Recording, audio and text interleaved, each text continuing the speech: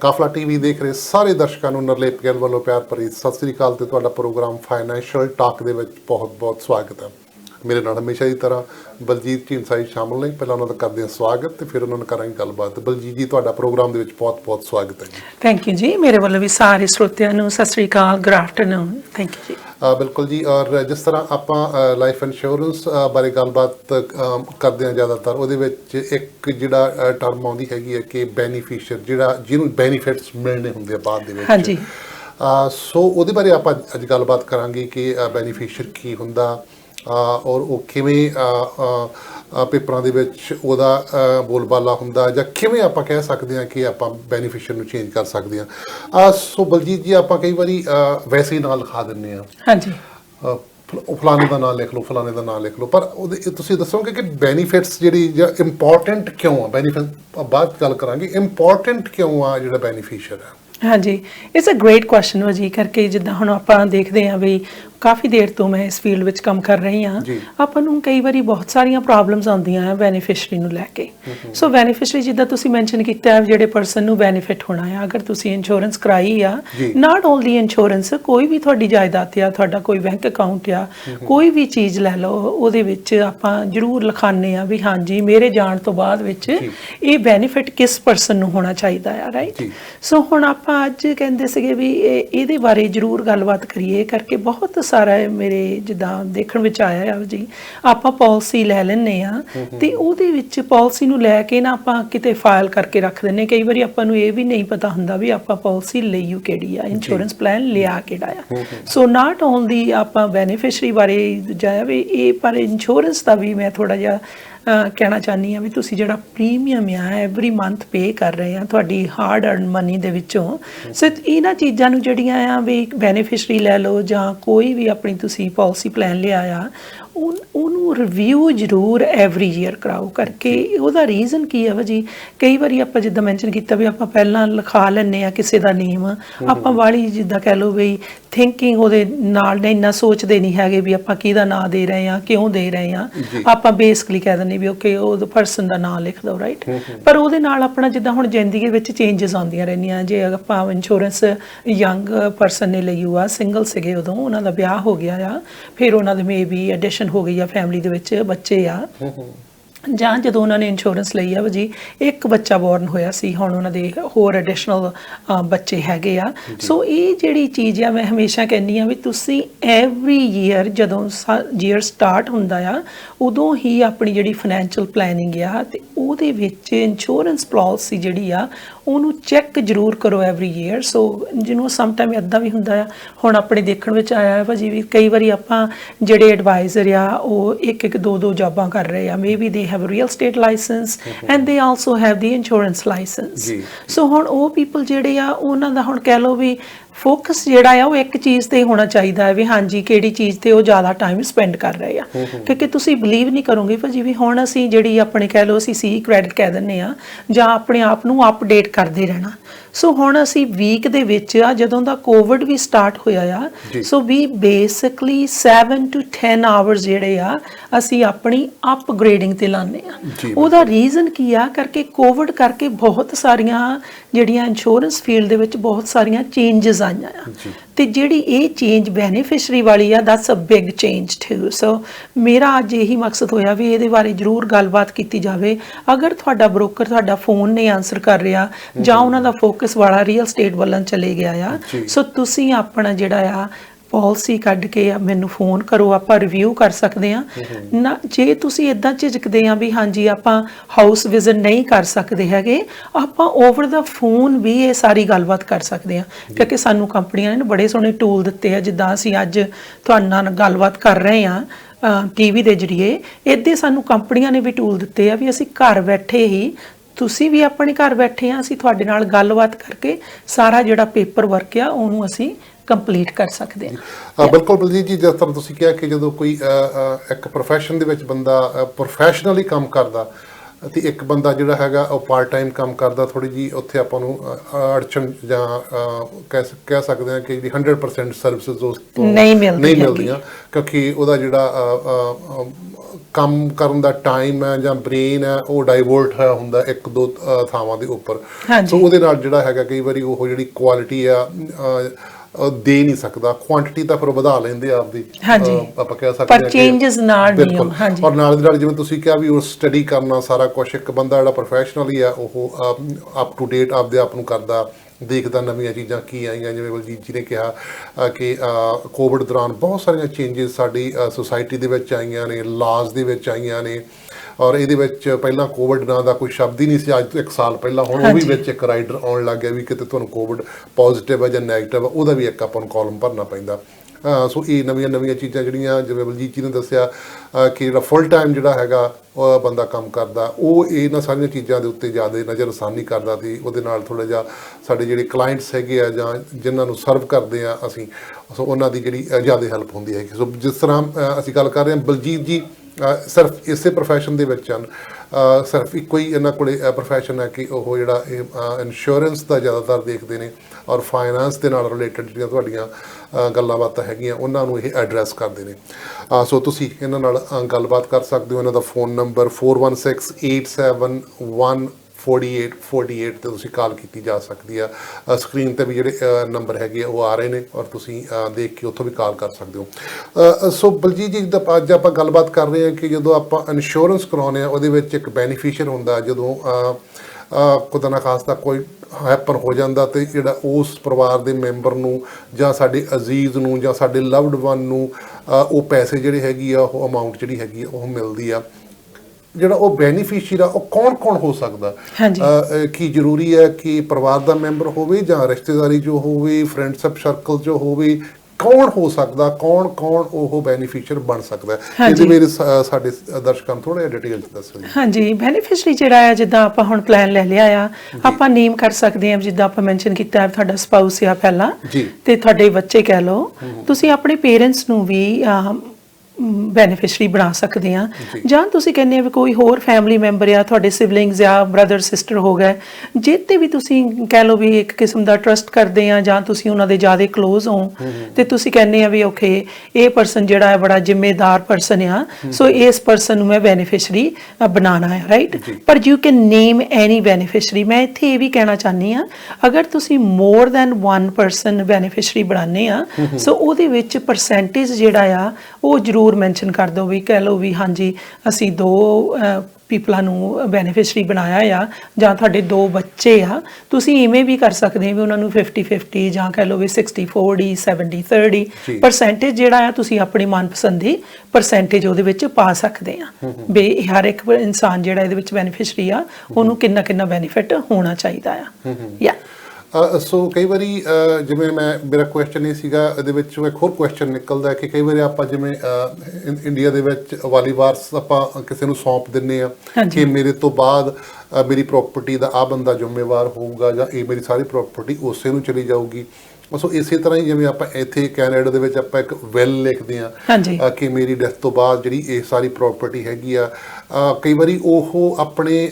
ਜਿਵੇਂ ਤੁਸੀਂ ਜ਼ਿਕਰ ਕੀਤਾ ਆਪਣੇ ਰਿਸ਼ਤੇਦਾਰੀ ਚੋਂ ਨਹੀਂ ਹੁੰਦਾ, ਕੋਈ ਬਾਹਰਲਾ ਬੰਦਾ ਹੁੰਦਾ, ਕੀ ਉਹ ਵੀ ਬੈਨੀਫੀਸ਼ੀਅਰੀ ਬਣਾਇਆ ਜਾ ਸਕਦਾ ਜੀ? ਹਾਂਜੀ, ਕਿਉਂਕਿ ਐਜ਼ ਅ ਪਾਲਿਸੀ ਓਨਰ ਵਾ ਜੀ ਤੁਹਾਡੇ ਕੋਲ ਚੋਇਸ ਆ, you are the decision maker ਵੀ ਮੈਂ ਜਿਹਨੂੰ ਵੀ ਮਰਜ਼ੀ ਬੈਨੀਫੀਸ਼ੀਅਰੀ ਬਣਾ ਸਕਦਾ ਹਾਂ। ਦੂਸਰਾ, ਅਗਰ ਤੁਸੀਂ ਐਕਸਪੀਰੀਅੰਸ ਬ੍ਰੋਕਰ ਦੇ ਨਾਲ ਡੀਲ ਕਰ ਰਹੇ ਆ, ਜਦੋਂ ਉਹਨਾਂ ਨੇ ਤੁਹਾਡੇ ਪਲਾਨ ਤਿਆਰ ਕਰਨਾ ਆ, ਉਹਦੇ ਵਿੱਚ ਆਪਾਂ ਕੀ ਕਰਦੇ ਆ ਵੀ ਕਹਿੰਦੇ ਆ ਵੀ ਅਸੀਂ ਇਸ ਤਰ੍ਹਾਂ ਬੈਨੀਫੀਸ਼ੀਅਰੀ ਪਾਈਏ ਨੇਮ ਵੀ ਅਸੀਂ ਚੇਂਜ ਕਰ ਸਕੀਏ ਬੈਨੀਫੀਸ਼ੀਅਰੀ ਦਾ ਨੇਮ ਐਨੀ ਟਾਈਮ।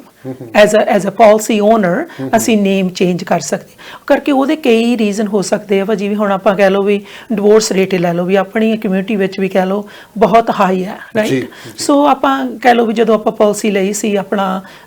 ਵਿਆਹ ਹੋਇਆ ਸੀਗਾ ਤੇ ਆਪਾਂ ਜਿਹੜਾ ਆ ਐਕਸ ਸਪਾਊਸ ਜਿਹੜਾ ਉਹਨਾਂ ਦਾ ਨਾਮ ਉਹ ਪਾਲਿਸੀ ਦੇ ਵਿੱਚ ਪਾਇਆ ਸੀ। ਸੋ ਹੁਣ 2 ਸਾਲ ਹੋ ਗਏ ਆ, ਤੁਸੀਂ ਰੀਮੈਰਿਡ ਕਰ ਲਿਆ ਆ, ਤੁਹਾਡਾ ਸਪਾਊਸ ਜਿਹੜਾ ਹੈ ਨਿਊ ਸਪਾਊਸ ਆ। ਹੁਣ ਕਈ ਵਾਰੀ ਆਪਾਂ ਕਰਕੇ ਮੈਂ ਇਹਦਾ ਰੀਜ਼ਨ ਇਹ ਵੀ ਕਹਿੰਦੀ ਆ ਵੀ ਆਪਾਂ ਨੂੰ ਜਿਹੜੀ ਪਾਲਿਸੀ ਹੈ ਨਾ ਉਹ ਰਿਵਿਊ ਕਿਉਂ ਕਰਾਉਣੀ ਚਾਹੀਦੀ ਆ ਵੀ ਜਿੱਦਾਂ ਜਿੱਦਾਂ ਤੁਹਾਡੇ ਫੈਮਿਲੀ ਜਿਹੜੇ ਜਾਂ ਕਹਿ ਲਓ ਲਾਈਫ ਇਵੈਂਟ ਚੇਂਜ ਹੁੰਦੇ ਆ, ਤੁਸੀਂ ਵਿਆਹ ਹੋ ਗਿਆ, ਬੱਚੇ ਹੋ ਗਏ ਜਾਂ ਡਿਵੋਰਸ ਹੋ ਗਿਆ, ਕੋਈ ਵੀ ਰੀਜ਼ਨ ਹੋ ਸਕਦਾ ਆ, ਤੁਸੀਂ ਆਪਣੀ ਜਿਹੜੀ ਆ ਬੈਨੀਫਿਸ਼ਰੀ ਦਾ ਨੇਮ ਚੇਂਜ ਕਰ ਸਕਦੇ ਆ, but that right is only with the policy owner, ਜਿਹੜੇ ਵੀ ਓਨ ਕਰਦੇ ਉਸ ਪਾਲਿਸੀ ਨੂੰ, not the payer could be ਤੁਹਾਡੀ ਪਾਲਿਸੀ ਆ ਪਰ ਤੁਹਾਡਾ ਸਪਾਊਸ ਪੇ ਕਰ ਰਿਹਾ, ਰਾਈਟ, ਪਰ ਜਿਹੜੇ ਓਨਰ ਆ is a very important, owner decision make ਕਰ ਸਕਦਾ ਵੀ ਮੈਂ ਬੈਨੀਫਿਸ਼ਰੀ ਕਿਹਨੂੰ ਬਣਾਉਣਾ ਆ, ਜੀ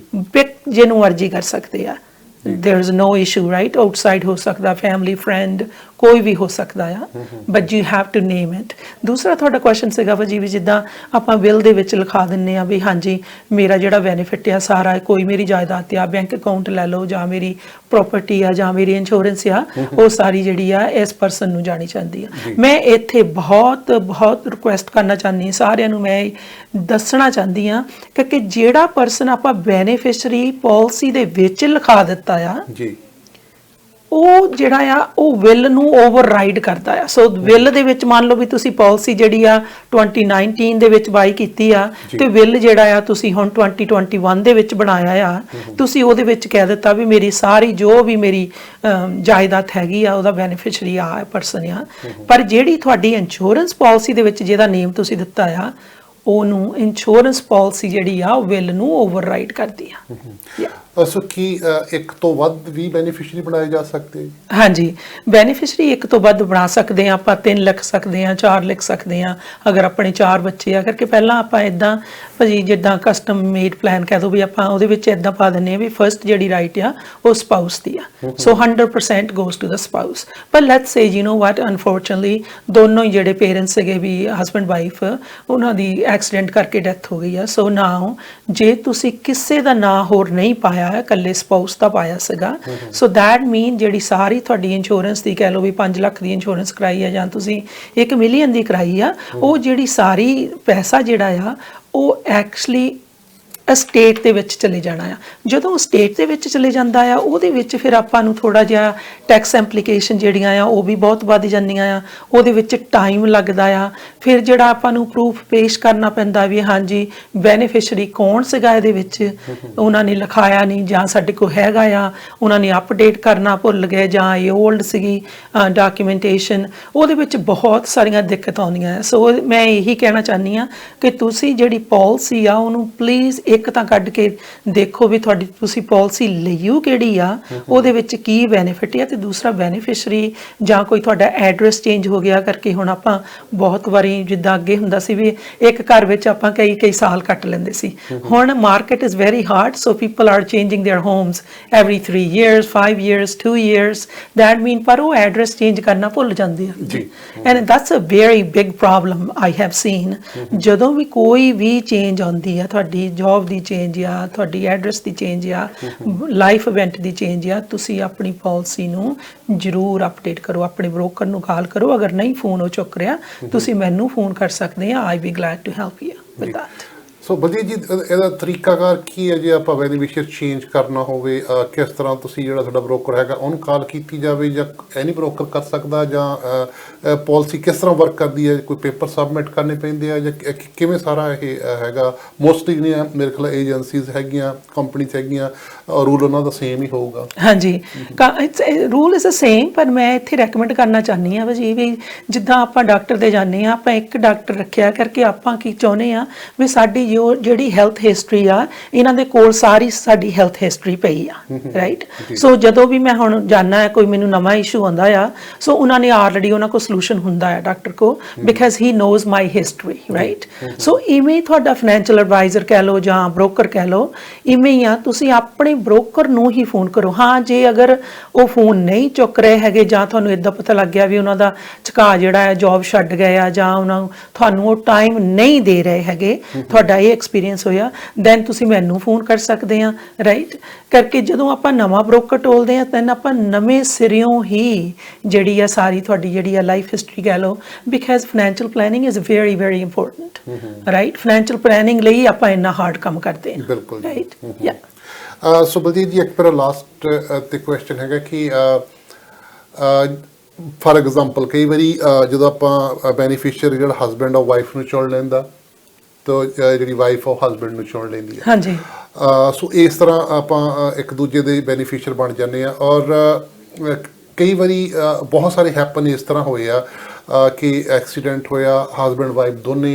ਇੱਕੋ ਹੀ ਟਾਈਮ ਉਹਨਾਂ ਦੀ ਡੈਥ ਹੋ ਗਈ ਹੈ। ਤਾਂ ਹੁਣ ਜਿਹੜੀ ਉਹ ਇੰਸ਼ੋਰੈਂਸ ਹੈਗੀ ਹੈ, ਜਦੋਂ ਮੀਆਂ ਬੀਵੀ ਕੋਲੇ ਇੰਸ਼ੋਰੈਂਸ ਹੈਗੀ ਆ, ਤਾਂ ਉਹਦਾ ਵਾਲੀ ਵਾਰਸ ਕੌਣ ਹੋਊਗਾ, ਉਹਦਾ ਫਿਰ ਡਿਸੀਜਨ ਕਿਸ ਤਰ੍ਹਾਂ ਲਿਆ ਜਾਂਦਾ ਹੈਗਾ? ਜੇ ਉਹਨਾਂ ਦੀ ਵਿਲ ਵੀ ਨਹੀਂ ਲਿਖੀ, ਜੇ ਤਾਂ ਵਿਲ ਲਿਖੀ ਹੋਵੇ ਫਿਰ ਵੀ ਉਹਦੇ ਵਿੱਚ ਹੁੰਦਾ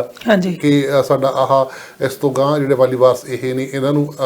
ਪੈਸੇ ਮਿਲਣ। ਪਰ ਜੇਕਰ ਉਹ ਆਪਾਂ ਵਿਲ ਵੀ ਨਹੀਂ ਲਿਖੀ ਔਰ ਇਸ ਤਰ੍ਹਾਂ ਡੈਥ ਹੋ ਜਾਂਦੀ ਆ, ਤਾਂ ਫਿਰ ਉਹ ਕਿਸ ਤਰ੍ਹਾਂ ਕੰਪਨੀ ਡਿਸਾਈਡ ਕਰਦੀ ਹੈ ਔਰ ਕੌਣ ਉਹਨੂੰ ਕਲੇਮ ਕਰ ਸਕਦਾ, ਉਹਦਾ ਬੈਨੀਫੀਸ਼ੀਅਰ ਕੌਣ ਹੁੰਦਾ ਉਸ? ਹਾਂਜੀ, again is a very good question, because ਇਸ ਹਾਲਤ ਦੇ ਵਿੱਚ ਭਾਜੀ ਹੋ ਜਾਂਦਾ ਹੈ ਵੀ ਜੇ ਤੁਸੀਂ ਮੈਂਸ਼ਨ ਨਹੀਂ ਕੀਤਾ ਹੈਗਾ, ਤੁਸੀਂ ਈਚ ਅਦਰ ਨੂੰ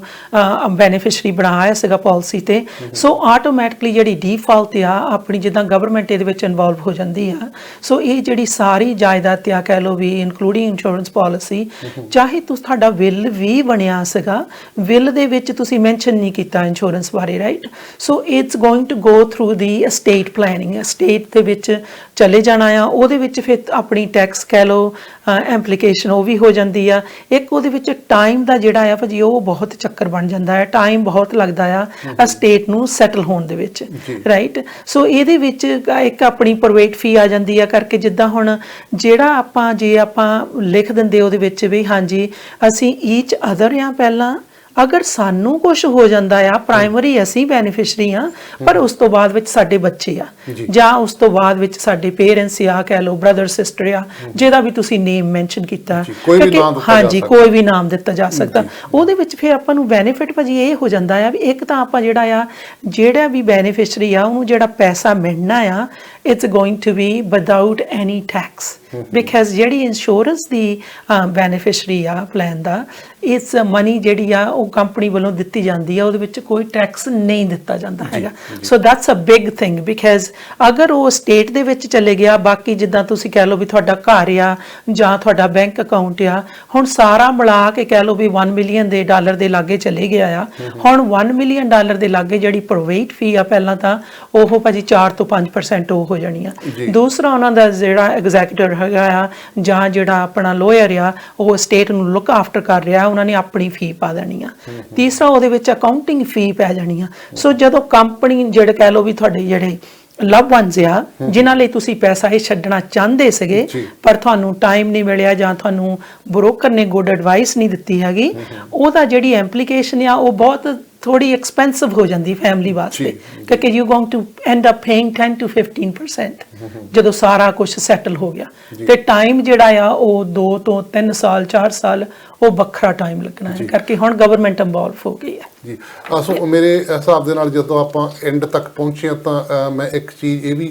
ਇਹਦਾ ਕਨਕਲੂਜਨ ਕੱਢਿਆ ਕਿ ਇੱਕ ਜਿਹੜੇ ਬੰਦੇ ਕੋਲੇ ਪ੍ਰਾਪਰਟੀ ਹੈਗੀ ਹੈ, ਚਾਹੇ ਉਹਦੇ ਕੋਲੇ ਘਰ ਆ, ਚਾਹੇ ਜਸਟ ਹੁਣੇ ਬਾਏ ਕੀਤਾ, ਚਾਹੇ ਉਹ ਫ੍ਰੀ ਕਾਰ ਆ ਜਾਂ ਜੋ ਪ੍ਰਾਪਰਟੀ ਹੋਰ ਹੈਗੀ ਆ, ਤਾਂ ਉਹ ਬੰਦੇ ਨੂੰ ਵੈਲ ਜ਼ਰੂਰ ਬਣਾਉਣੀ ਚਾਹੀਦੀ, ਜ਼ਰੂਰ, ਇਟਸ ਅ ਮਸਟ, ਬਿਲਕੁਲ। ਔਰ ਜੇਕਰ ਜਿਸ ਤਰ੍ਹਾਂ ਬਲਜੀਤ ਜੀ ਨੂੰ ਦੱਸਿਆ ਕਿ ਖੁਦਾ ਨਾ ਖਾਸਤਾ ਇਸ ਤਰ੍ਹਾਂ ਡੈਥ ਹੋ ਜਾਂਦੀ ਹੈ, ਤੇ ਬਾਅਦ ਦੇ ਵਿੱਚ ਜਿਹੜੀ ਉਹ ਪ੍ਰਾਪਰਟੀ ਹੈਗੀ ਆ ਉਹ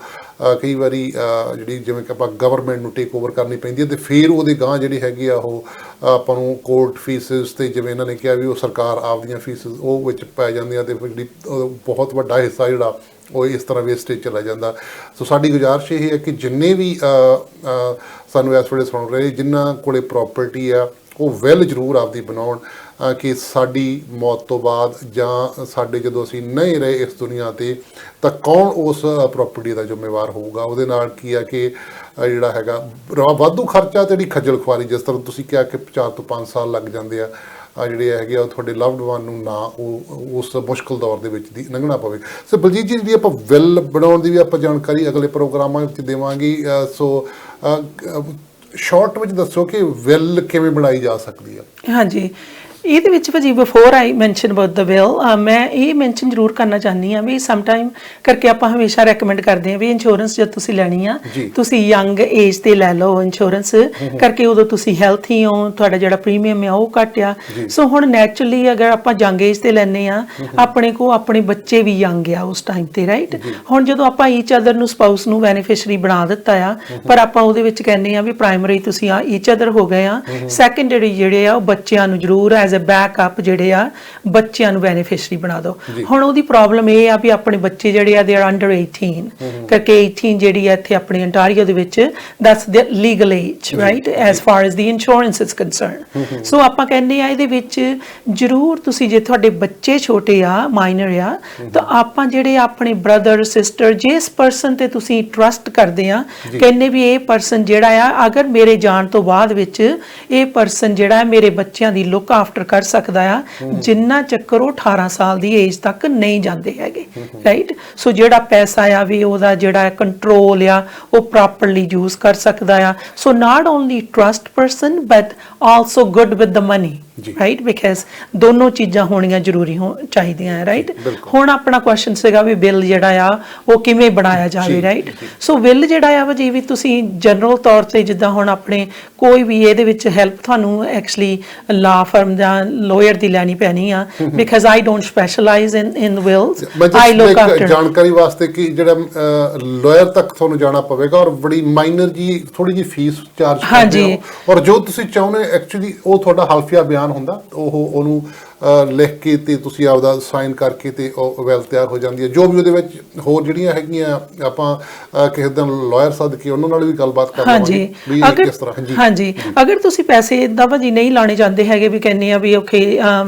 ਲੋਅਰ ਦੀ ਫੀ ਜ਼ਿਆਦੀ ਆ ਜਾਂ ਕਿਵੇਂ ਵੀ ਆ ਤੁਸੀਂ ਐਕਚੁਅਲੀ ਜਿਹਨੂੰ ਆਪਾਂ ਨੂੰ ਕਿੱਟ ਮਿਲਦੇ ਆ ਆਈ ਕੈਨ ਐਕਚੁਅਲੀ ਤੁਸੀਂ ਕੋਈ ਵੀ ਆਪਣਾ ਸਟੇਬਲਸ ਕਹਿ ਲਓ ਉਹਨਾਂ ਦੇ ਤੋਂ ਆਪਾਂ ਨੂੰ ਕਿੱਟ $25 ਦੇ ਕੇ ਆਪਾਂ ਕਿੱਟ ਖਰੀਦ ਸਕਦੇ ਆ ਉਹਨੂੰ ਫਿਲ ਕਰਕੇ ਆਪਾਂ ਉਹਨੂੰ ਜਿਹੜਾ ਆ ਉਹਦੀ ਮੋਹਰ ਲਵਾ ਕੇ ਉਹਨੂੰ ਆਪਾਂ ਆਪਣੇ ਸੇਫਟੀ ਡਿਪੋਜ਼ਿਟ ਬਾਕਸ ਵਿੱਚ ਰੱਖ ਸਕਦੇ ਆ ਪਰ ਬੱਚਿਆਂ ਨੂੰ ਜ਼ਰੂਰ ਦੱਸ ਦਿਓ ਵੀ ਸਾਡੀ ਜਿਹੜੀ ਸੇਫਟੀ ਡਿਪੋਜ਼ਿਟ ਬਾਕਸ ਆ ਇਸ ਬੈਂਕ ਵਿੱਚ ਆ ਉਹਦਾ ਲਾਕਰ ਨੰਬਰ ਆ ਰਾਈਟ ਸੋ ਜੇ ਅਗਰ ਕੋਈ ਅਚਾਨਕ ਕੋਈ ਇਦਾਂ ਦੀ ਪ੍ਰੋਬਲਮ ਆ ਜਾਂਦੀ ਆ ਦੈਨ ਬੱਚਿਆਂ ਕੋ ਐਕਸੈਸ ਹੈਗੀ ਆ ਵੀ ਹਾਂਜੀ ਉਹ ਉਸ ਬੈਂਕ ਨੂੰ ਜਾ ਸਕਦੇ ਆ ਉਹਨਾਂ ਦਾ ਸੇਫਟੀ ਡਿਪੋਜ਼ਿਟ ਬਾਕਸ ਆ and same thing with your insurance policy ਅਗਰ ਤੁਸੀਂ ਕਿਸੇ ਨੂੰ ਬੈਨੀਫੀਸ਼ੀਅਰੀ ਬਣਾ ਰਹੇ ਆ ਤੇ ਤੁਸੀਂ ਉਹਨਾਂ ਨੂੰ ਮੈਂਸ਼ਨ ਜ਼ਰੂਰ ਕਰ ਦਿਓ ਵੀ ਹਾਂਜੀ ਮੈਂ ਤੁਹਾਡਾ ਨੇਮ ਬੈਨੀਫੀਸ਼ੀਅਰੀ ਮੈਂ ਆਪਣੀ ਇੰਸ਼ੋਰੈਂਸ ਪਾਲਿਸੀ ਦੇ ਵਿੱਚ ਪਾਇਆ ਹੋਇਆ ਆ specially if the young kids are involved right ਜਿਹੜੇ ਮਾਈਨਰ ਕਿਡਸ ਤੁਸੀਂ ਕਿਸੇ ਨੂੰ ਟਰਸਟੀ ਪਾਇਆ ਆ ਪਾਲਿਸੀ ਦੇ ਵਿੱਚ ਉਸ ਪਰਸਨ ਨੂੰ ਜ਼ਰੂਰ because it's a big job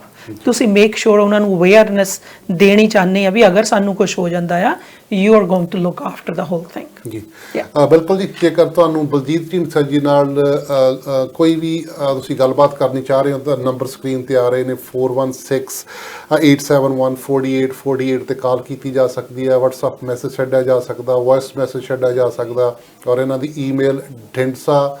ਇਹਨਾਂ ਦਾ ਲਾਸਟ ਨੇਮ ਜਿਹੜਾ ਸਕਰੀਨ ਤੇ ਆ ਰਿਹਾ ਢੀਂਡਸਾ2015@gmail.com ਤੇ ਤੁਸੀਂ ਈਮੇਲ ਵੀ ਇਹਨਾਂ ਨੂੰ ਕੁਐਸਚਨ ਕਰ ਸਕਦੇ ਹੋ ਔਰ ਖਾਸ ਕਰਕੇ ਹੁਣ ਤਾਂ ਜਿਹੜਾ ਕੈਨੇਡਾ ਦੇ ਕਿਸੇ ਪਾਰਟ 'ਚੋਂ ਵੀ ਤੁਸੀਂ ਗੱਲਬਾਤ ਕਰ ਸਕਦੇ ਹੋ ਜਿਸ ਤਰ੍ਹਾਂ ਵਰਚੁਅਲ ਦਾ ਦੌਰ ਹੈਗਾ ਜ਼ੂਮ ਮੀਟਿੰਗਸ ਗੂਗਲ ਮੀਟਿੰਗਸ ਹੋਰ ਬਹੁਤ ਸਾਰੀਆਂ ਐਪਸ ਹੈਗੀਆਂ WhatsApp ਤੇ ਵੀਡੀਓ ਕਾਲ ਵੀ ਕਰ ਸਕਦੇ ਹੋ ਸੋ ਉਮੀਦ ਹੈ ਅੱਜ ਦੀ ਜਿਹੜੀ ਗੱਲਬਾਤ ਤੁਹਾਨੂੰ ਚੰਗੀ ਲੱਗੀ ਹੋਵੇਗੀ ਜੋ ਕਿ ਬੈਨੀਫੀਸ਼ੀਅਰ ਸਾਡਾ ਇੰਸ਼ੋਰੈਂਸ ਦੇ ਵਿੱਚ ਇੱਕ ਪਾਰਟ ਹੁੰਦਾ ਉਹਦੇ ਬਾਰੇ ਅਸੀਂ ਗੱਲਬਾਤ ਕੀਤੀ ਹੈ ਡਿਟੇਲ ਦੇ ਵਿੱਚ ਹੋਰ ਜਾਣਕਾਰੀ ਲਈ ਤੁਸੀਂ ਬਲਜੀਤ ਨਾਲ ਗੱਲਬਾਤ ਵੀ ਕਰ ਸਕਦੇ ਹੋ ਬਲਜੀਤ ਜੀ ਆਪਣੇ ਕੋਲੇ ਸਮਾਂ ਸਿਰਫ 2 ਮਿੰਟ ਹੈਗਾ ਤੁਸੀਂ ਸਾਡੇ ਦਰਸ਼ਕਾਂ ਨਾਲ ਕੋਈ ਸੰਦੇਸ਼ ਦੇਣਾ ਚਾਹੁੰਦੇ ਹੋ ਹਾਂਜੀ ਅਗੇਨ ਮੈਂ ਇਹੀ ਰਿਕੁਐਸਟ ਕਰਨਾ ਚਾਹੁੰਦੀ ਹਾਂ ਵੀ ਤੁਸੀਂ ਜਿਹੜੀਆਂ ਆਪਣੀਆਂ ਪਾਲਿਸੀਆਂ ਲਈਆਂ ਆ ਇੰਸ਼ੋਰੈਂਸ ਪਾਲਿਸੀਆਂ ਕਰਕੇ ਕਾਫੀ ਅਵੇਅਰਨੈਸ ਹੈਗੀ ਆਪਣੀ ਕਮਿਊਨਿਟੀ ਦੇ ਵਿੱਚ ਉਹਨਾਂ ਪਾਲਿਸੀਆਂ ਨੂੰ ਪਲੀਜ਼ ਜ਼ਰੂਰ ਕੱਢ ਕੇ ਰਿਵਿਊ ਜ਼ਰੂਰ ਕਰੋ ਤੇ ਤੁਸੀਂ ਮੈਨੂੰ ਸਕੈਨ ਕਰਕੇ ਜਾਂ ਉਹਦੀ ਫਰਸਟ ਪੇਜ ਦੀ ਫੋਟੋ ਖਿੱਚ ਕੇ ਤੁਸੀਂ ਮੈਨੂੰ WhatsApp ਤੇ ਵੀ ਪਾ ਸਕਦੇ ਆ and then we can continue our dialogue through the phone so ਮੇਰਾ ਨੰਬਰ ਹੈਗਾ 416-871-4848 ਕਿਸੇ ਤਰ੍ਹਾਂ ਦਾ ਵੀ ਤੁਹਾਡਾ ਕੁਐਸਚਨ ਆ ਬੈਨੀਫੀਸ਼ੀਅਰੀ ਨੂੰ ਲੈ ਕੇ ਜਾਂ ਤੁਹਾਡੀ ਜਿਹੜੀ ਟਰਮ ਆ ਇੰਸ਼ੋਰੈਂਸ ਤੁਸੀਂ ਟਰਮ ਇੰਸ਼ੋਰੈਂਸ ਲਈ ਆ ਉਹਦੀ ਪਾਲਿਸੀ ਜਿਹੜੀ ਆ ਐਕਸਪਾਇਰ ਹੋਣ ਵਾਲੀ ਆ ਤੁਸੀਂ ਉਹਦੇ ਬਾਰੇ ਵੀ ਮੇਰੇ ਨਾਲ ਗੱਲਬਾਤ ਕਰ ਸਕਦੇ ਆ ਜਾਂ ਸੁਪਰ ਵੀਜ਼ੇ ਜਾਂ ਆਪਾਂ ਕੋਈ ਇਨਵੈਸਟਮੈਂਟ ਕਰਨੀ ਆ ਬਹੁਤ market very hot right now as we mentioned real estate is very hot so the stock market is very very hot too so ਅਗਰ ਤੁਸੀਂ ਇਹਦਾ ਸਲਾਹ ਲੈਣਾ ਚਾਹੁੰਦੇ ਆ, ਤੁਸੀਂ ਇਨਵੈਸਟਮੈਂਟ ਬਾਰੇ ਵੀ ਮੇਰੇ ਨਾਲ ਗੱਲਬਾਤ ਕਰ ਸਕਦੇ ਆ। Again my number is 4168714848। ਤੁਸੀਂ ਕੋਈ ਇਨਫੋਰਮੇਸ਼ਨ ਲੈਣੀ ਆ, ਤੁਸੀਂ ਕਾਫਲਾ ਟੀਵੀ ਤੇ ਵੀ ਫੋਨ ਕਰਕੇ ਮੇਰੀ ਜਿਹੜੀ ਆ ਕੰਟੈਕਟ ਇਨਫੋਰਮੇਸ਼ਨ ਲੈ ਸਕਦੇ ਆ। ਬਿਲਕੁਲ ਜੀ। ਔਰ ਜੇਕਰ ਤੁਸੀਂ ਸਾਡਾ ਪ੍ਰੋਗਰਾਮ ਫੇਸਬੁੱਕ ਤੇ ਦੇਖ ਰਹੇ ਹੋ ਤਾਂ ਪਲੀਜ਼ ਇਸ ਫੇਸਬੁੱਕ ਪੇਜ ਨੂੰ ਲਾਈਕ ਕਰੋ, ਸਬਸਕ੍ਰਾਈਬ ਕਰੋ। ਤੇ ਉਮੀਦ ਹੈ ਅਗਲੇ ਹਫਤੇ ਤੁਹਾਡੇ ਨਾਲ ਅਸੀਂ ਫਿਰ ਇਸੇ ਤਰ੍ਹਾਂ ਇੱਕ ਨਵਾਂ ਸੈਗਮੈਂਟ ਲੈ ਕੇ ਸ਼ਾਮਲ ਹੋਵਾਂਗੇ। ਤਦ ਤੱਕ ਸਾਨੂੰ ਦਿਓ ਜੀ ਇਜਾਜ਼ਤ। ਸਤਿ ਸ਼੍ਰੀ ਅਕਾਲ। ਸਤਿ ਸ਼੍ਰੀ ਅਕਾਲ ਜੀ।